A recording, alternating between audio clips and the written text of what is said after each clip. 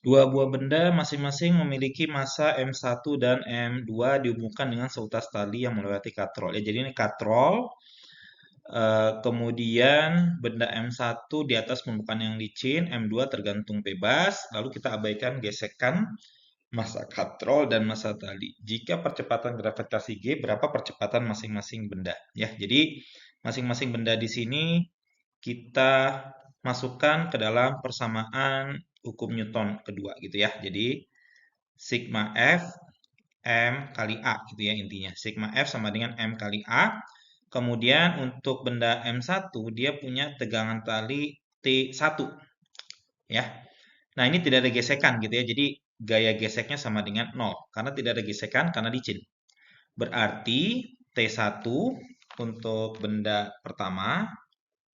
Oke, jadi benda pertama ini adalah T1 sama dengan M1 dikali A1. Ya, percepatan 1 ini beda dengan percepatan 2 karena mereka terhubung dengan tali yang berbeda gitu ya. Nah, sedangkan pada M2 kita punya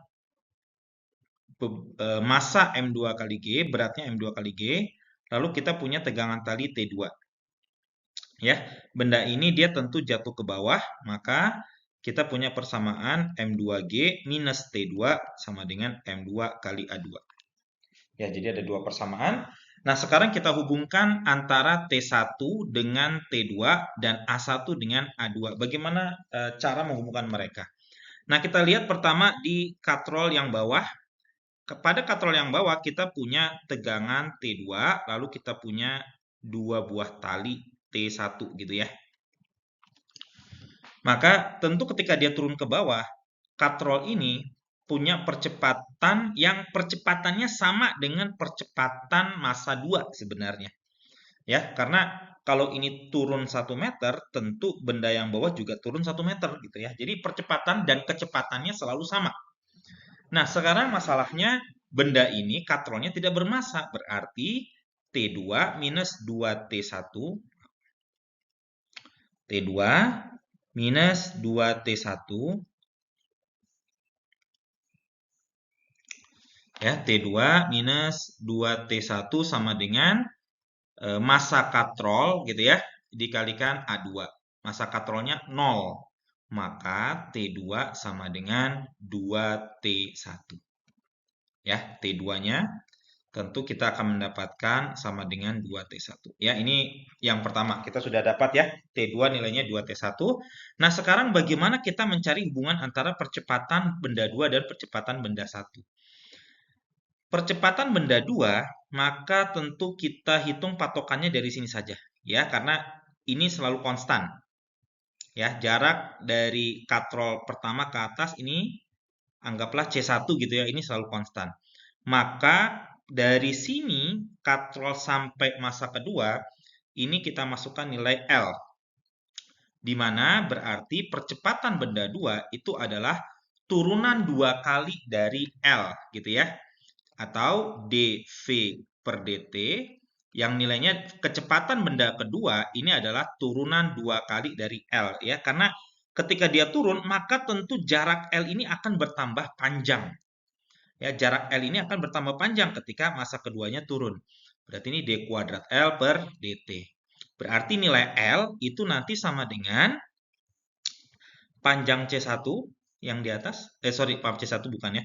L adalah sama dengan panjang dari katrol ke massa 2, C2 lah ya, ditambah jarak yang ini.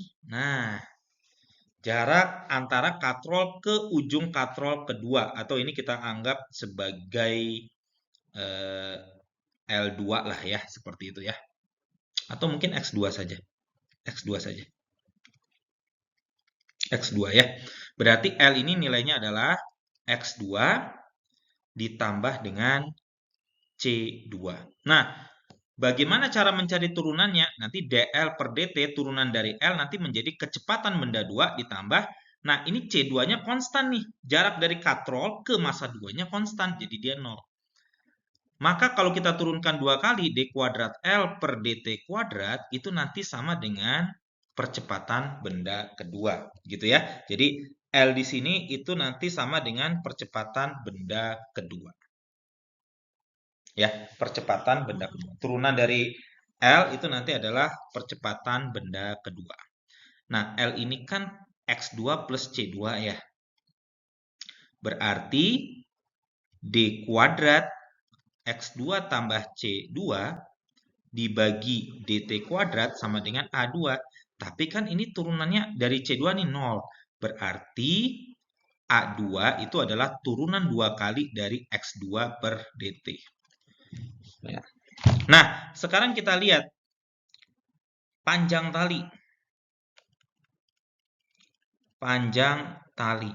Panjang tali di sini itu ya anggaplah L tali. Itu tentu sama dengan jarak dari M1 ke katrol ya X1 ditambah 2 kali X2.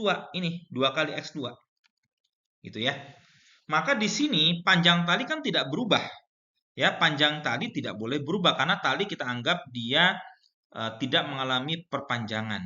Berarti kalau kita turunkan 2 kali, itu nanti menjadi 0 sama dengan A1 ditambah 2A2.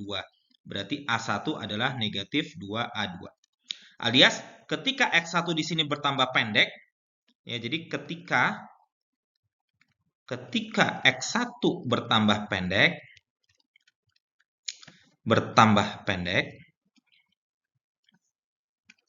ya atau memendek lah, jadi rancu ya kalau bertambah pendek, maka ya X2 bertambah panjang ya sebesar setengah X1 gitu ya. Ini seperti ini. Oke. Berarti kalau kita masukkan tanda mutlak berarti A1 itu adalah 2 kali A2 ya tanda mutlaknya. Oke, tanda mutlaknya ini kurang tepat ya. Jadi kalau kita hanya tertarik terhadap nilainya, maka ya A1 sama dengan 2 kali A2 gitu ya. Tapi tanda minus di sini maksudnya ketika A1 ini memendek, ya karena ini kan ditarik ke arah kanan gitu ya. Dia memendek berarti ini A1. Ketika misalkan X1 ini memendek 1 meter, maka X2 memendek setengah meter. Itu maksudnya. Ya. Nah, di sini udah mudah gitu ya. Sudah mudah kita tinggal masukkan ke dalam semua persamaan yang ada. Ya, berarti T1 itu adalah ya T1 sama dengan M1A1.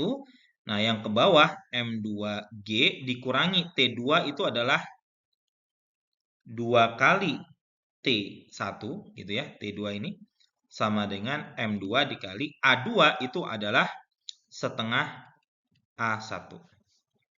Ya, berarti di sini 2M2G minus 4T1 sama dengan M2A1. Oke, nah kita masukkan sekarang T1-nya.